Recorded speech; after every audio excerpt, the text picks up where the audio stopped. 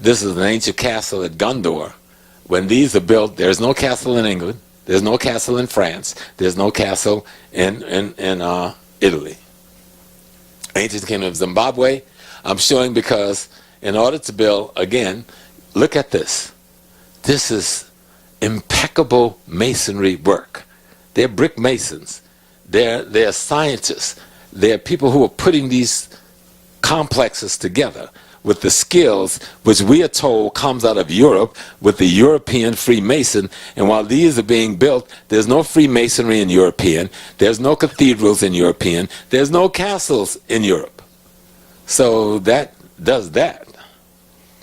Ancient Kingdom of Zimbabwe. There's no Europe yet. Look at this magnificent wall that makes up this magnificent city. There's no cement holding those rocks together. They're fashioned to fit in place by the Freemasons of their day. Here's another close shot at those rocks. No, there's no cement. Cement hadn't been invented yet. It's just the skills, the knowledge. This is another shot of just different scenes of the different complexes. This is in Great Zimbabwe, which spread for tens and tens of miles. This is an artist's rendition of what one of those complexes would look like, with the different houses for storage of grain, where workers sleep, where the owners slept, where the corral where the animals was in, how you got up on the wall to guard and protect the compound. I got this from Brother Reggie. I've been reading this book, still reading this book. But I saw a piece on television, the History Channel, where they were looking at these complexes in South Africa. There are thousands of them, but that cracker under apartheid wouldn't let the world have access to none of this information. Brother Reggie turned me on to this book, and he sent me this book through the computer, Temple of the African Gods. And I put this up there because there's something else he pointed out to me that just blew my mind, and it still blows my mind. It's an Ankh life carved in the center of a carving of the sun, Ra, in a volcanic rock of South Africa, thousands of years before the first dynasty came. There it is. The Ankh and Ra. That's deep. That wipes out almost everything. As Reggie said, this changed the trajectory of all of what we ever thought was history. But I'm not here to go into detail. I just wanted to show you how black we are, how deep we are, how old we are, how much before any of this other stuff we have been and we still are. Then we get hit with another invasion. 552 BC to 44 BC, it's the Persians. Now these are some black folks from the east. Okay, this is Darius, king of Persia. They never tell you he's black. You have to look at the statues to see he's black, and he's got nappy hair. You know, and at that time when he invades is Amtios, Pharaoh 28th dynasty, 404 BC. And then there's the 30th dynasty. This is the last of the African dynasty. And after this, after the Persian invasion, we're in trouble because they'll be followed by the Greeks, then by the Romans, then by the Arabs, and we never really get Kemet back again.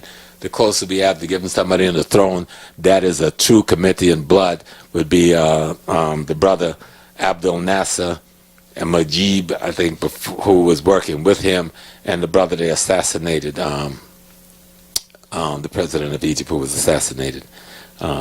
They were Nubians, and they came to the throne, but they were the first in centuries. This is the gold mask from the 30th dynasty. Then we get the second Persian invasion. Those brothers managed to drive the Persians out, but the Persians will come back again. And the second invasion in 343 and 332 BC. But what I wanted to show is what the Persians looked like. They were black at that time. And they painted themselves as such with nappy hair. And this is an ancient glazed brick art, make up the Babylonian procession wall, which leads to the gates of Ishtar, which are on display at the Pergamon Museum in Germany. Who's that on the right? Who's that? This is Xerxes. This is the palace of Xerxes. This is one of their king. You can see that they're still African. This is the Persians. I'm showing you the umbrella too. Yeah, and the umbrella is still a part of African tradition to this day. But look at the wasp that the Yoruba use, that he's waving over the king's head. So like this. Got on feds too. I swear he got on a fez. You know. So this is a black culture that invades Kemet from the east. Of course, they will later be invaded. This is the close-up of that picture of the Persian archers and let you know, are they black enough for you? You know? And so, again, this is Darius of Persia. These are indigenous Iranians. These are the indigenous. These are the aborigines. These are black folks serving in the Iranian army today who are Iranians. They're not imported there. You know, and I remember the first time, I think it was me and Reggie together. We were coming through, I don't know if Reggie was with me. I was bringing a group from Dr. Ben. We were coming back through Jordan. And there was this beautiful blue-black sister serving us. So me and some of the brothers, I think me and Brother X, some of the others, be arguing about, is she from Nigeria? Is she from Ghana? Is she from Mali? So I was being the brave one. I go and ask her, so she said, no, I'm Jordanian. I was like, no, I want to know where your ancestors from. She says, we are the Jordanian. My ancestors is the Jordanian. And when we got to the hotel, when she got off, she came and had dinner with us and told us more about the history of the original Jordanian, who was black blue people. And that flipped my mind into a whole turnaround on things. And then comes the Greek in 332 BC. And you can see, you know, they come out of Macedonia, north of Greece. And this is under this general Alexander. And he conquers this area. And he goes, he's eventually murdered over here and by his generals, after he killed his half-brother, who was a black dude, who was his bodyguard. He killed the only man that was keeping him alive from the white boys. And so after he kills his brother, he's murdered, and then his wife, who's an Egyptian woman, and his son is then murdered. They don't talk about that much in history, but it's something that we need to know to understand how they behave. Now this is their Parthenon. Now tell me, does this even compete with all of the pillar temples that you've seen? Does it even come close? No. You know? No. This is ridiculous that this has been posited to the world. And you see what a white man looks like. Philip of Macedonia, the father of Alexander, so-called the Great. This is Alexander, the so-called Great of Greece, who carried out the murder and the genocide of people in Kemet and North East Africa, right into what is now almost at the borders of India, before he was murdered by his own generals for their greed and envy and jealousy. Another statue of him. And this shows, you know, the extent of the Ptolemaic kingdom. His general, Ptolemy, then when he's dead, one of his main generals take this part of his kingdom, other generals take this part, and other generals, you know, took this part. They said, kill him, let's divide up the spoils. And so this Ptolemy, he would rule Kemet, not the entire Kemet, parts of Kemet, and his children, one of his great-great-children, or great-granddaughter, we'll get to it in a minute, but this is the Canaanite god El. He's wearing the Egyptian crown. So if your god is wearing the crown of Kemet, then you must be of Kemet. But if you look at El, you can see he's an African. His nose goes from here to here. And another side, this is the god of the Canaanite, right? But this is a Canaanite woman. Is she black enough for you? You know? And they didn't call themselves Moors either. Even though the brother got on affairs, that's God. That's El.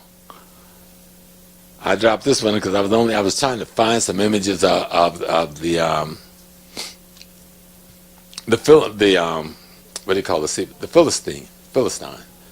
And so the carving of a Philistine warrior was found among the ruins at Thebes, Egypt. It dates back to 1200 BC. So that's the best one I could find.